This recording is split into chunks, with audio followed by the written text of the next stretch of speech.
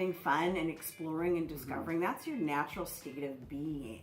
And so we're resilient. We just come into the world resilient, and we bounce back. You've seen babies just starting to walk. They like fall down and they like boop, they laugh bounce, sometimes and then they bounce get back up. Mm-hmm. We fall down and we make a big dramatic scene. We're like, oh my God. You know what I mean? So resiliency can get squashed by these negative tapes that people give us, by responses we get from other people. And if we and we're taken out of resiliency and we start to move into rigidity. Right. So resiliency comes naturally to us as a result of emotional safety and security and acceptance. When we know that we're safe, when we know that we are protected and supported, we can accomplish anything. It's when we start getting talked down to, or we doubt starts seeping in. We start doubting our truth. We start doubting our authenticity because somehow it's not safe in the world. So maybe I'm broken. So that's when we start to develop rigidity. And we have rigidity in our life. It develops as a coping mechanism. A perceived coping mechanism to survive somehow in your world that you develop from childhood. So if you've got that rigidity, you're having a hard time getting somewhere in some area of your life. For all of it, it's going to manifest differently in our life. How we begin to react from this emotional foundation that has been created for us as a child, okay? So your emotional foundation is created in childhood, whatever that is. And we grow up and we survive through it, we live through it, and we continue to respond and react to life from this emotional foundation. We think that we've grown up and that we are reacting to the world in our own natural way. Now I'm on my own, I'm an adult, I'm responding to the world in a natural way that's right for me. But we have reacted from this emotional foundation from our childhood for so long that we don't even realize that it's not our natural self. The way to tell is resiliency and rigidity. If we are resilient, which means stuff happens to us and we go, oh, no problem, I can get through this, it's a challenge. It's not the end of the world. Things are going to be okay. Resiliency is the bounce back. Right. Rigidity is when something goes wrong in your world. It's the bounce and crack. You feel threatened. You might withdraw from society. You might want to see anybody. I can't be around them. You'll throw a tantrum. You're freaking out because you might not pay your power bill, which isn't due for 3 weeks.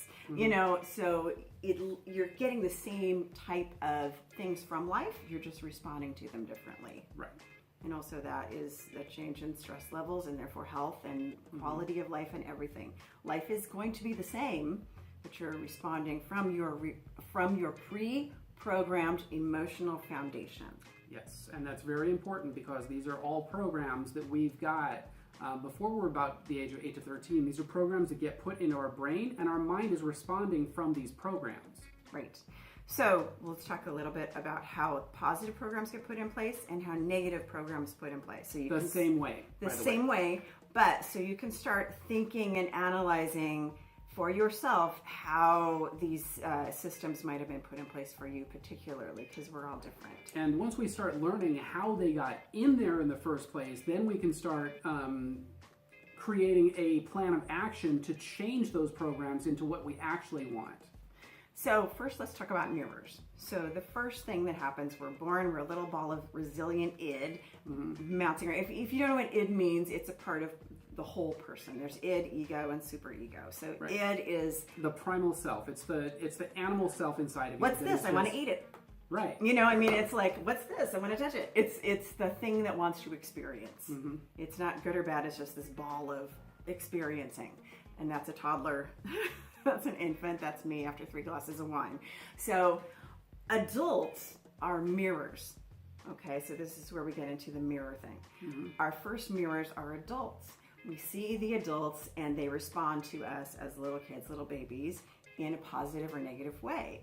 And sometimes it might be in a positive way that we perceive as negative. So I don't want to blame everything on your parents. We have our own brains. So we look at the adults to mirror back to us how we're doing as a child. So this is what the child does. It's like a self-check in that mirror of the adult. Am I safe or am I not? And this doesn't just come from, hey, you're doing a great job, it's awesome. This comes from the vocal tone. This comes from body language. This comes from how the caretakers, mom, dad, parents, caretakers, are responding to each other. This also comes from the energy itself that comes off of the emotional state of those parents or caretakers. So, children, and if you have kids, you know this is true, or if you've been a kid, you know this is true. You pick up signals on a wide frequency. A range, a bandwidth of different frequencies. So when somebody's saying, oh, it's just fine, everything's just fine, and you know it's not fine, you're picking up signals on a wide range of frequencies and emotions, and so the child is picking all that energy up. Right. So they're going to modify their behavior in response to that. If it is positive, your emotions, your needs, your desires are validated, not overindulged, okay? Not talking about that, because then that's a whole other monster. That's that guy at the party. So not this guy, some other guy. Not that guy. I happen to be looking at David. Then you feel validated. You feel safe to explore. You feel safe to discover. You are more calm when things don't go exactly right, because things are not going to be perfect all the time. So as a child, if things don't go right, you don't fall on the ground and fall apart and have a tantrum in the middle of the supermarket, like my kid did once. And once he did it once. Another story. If you are having these positive responses mirrored back to you as an adult, you just keep reacting from that emotional foundation. You feel confident as an adult. You have this powerful sense of self because you're validated in your needs, your wants, and your desires, and you know that everything is going to be okay. The negative, what does this mean? That means we're moving on to... We didn't discuss what the signal means. I don't know.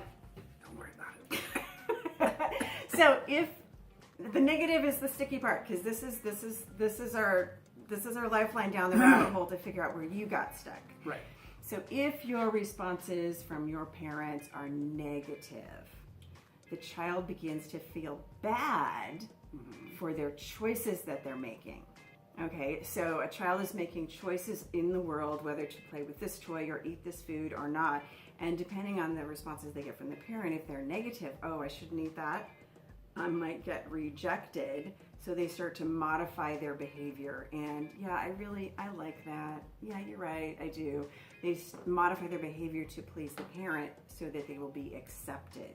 So they're not being accepted for exactly what they're feeling, exactly what they're desiring or liking or showing some aptitude for. They're modifying for what they believe that the caretaker wants. They're modifying for what they believe to be accepted by the caretaker. Right. They are slowly suppressing their authentic self and slowly creating a false self. Slowly but surely, this false self is getting created, and which is rigid, because the false self is rigid. It's like, oh no, you got to obey this rule or you get in trouble.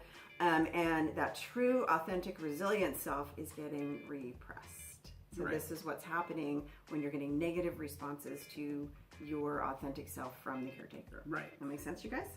So let us know in the comments if that makes sense. So this false self is a self that you believe at some point is not going to get judged, abandoned, or rejected. So you're creating this false self that you can present to the world.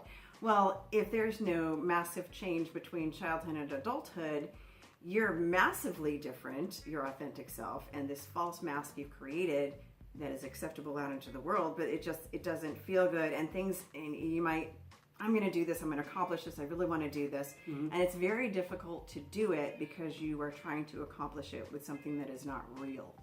And this is also when we start getting into that question of what am I supposed to do in life? Am I following my life path? All of those things are when you're out of line with your truth, out of line with your center, is when you start getting into that doubt and that insecurity.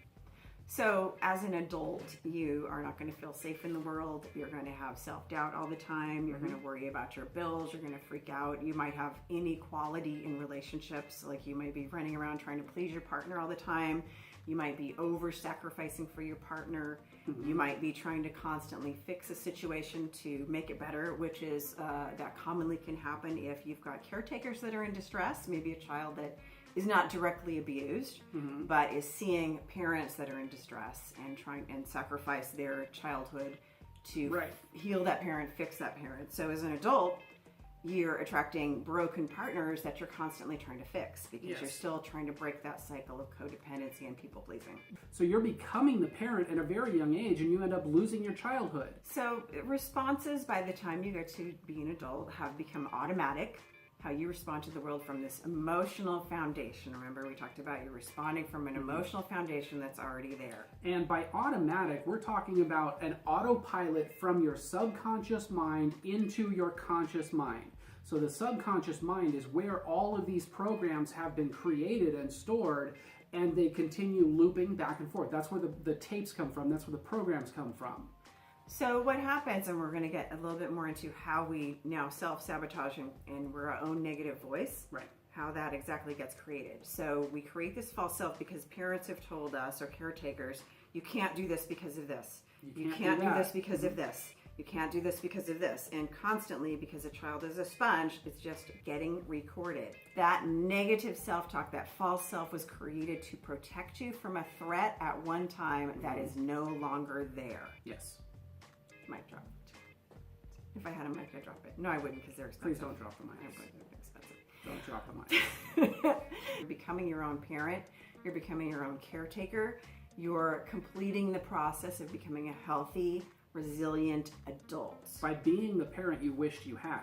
So breaking the cycle of self-abuse, you have to know who is running the show. So we know that if you're self-abusing, the false self is running the show. Your true self is not running the show. And that right there should piss you off. Yes. Yes. I hope it pisses you off. So if that pisses you off, let us know in the comments. You know, where's my true self? Let's get the right pilot in the driver's seat. Yes. So the pilot has been held hostage at the back of the plane, and you've got some rookie trying to fly your plane. So we've flipped the switch on ourselves sometime between childhood and adulthood. We flipped the switch and started self-punishing. Okay? So our parents have punished us to keep us safe. So we keep that program rolling. So now our false self, it keeps going, okay, now I have to punish myself to keep myself safe. And you see extremes of this in people that, you know, whip themselves emotionally. Or physically. OCD, where you've got all these rules where I've got to And totally have everything perfect. That's an extreme rigid behavior. That's not a resilience, an extreme rigid behavior. And that's exactly what we're talking about. The false self is running the show to keep the person safe. They have so many control factors so that things will, you know, stop. We got a whole bunch of pissed off people who want a change, Right. who want to be free. Yes, I should have worn my NWA shirt. Anyway, so we self-punish now as adults to stay emotionally safe. But what are we doing? We're making ourselves less emotionally safe by trying to keep ourselves emotionally safe. Right. See how ludicrous this is? And not ludicrous, but ludicrous.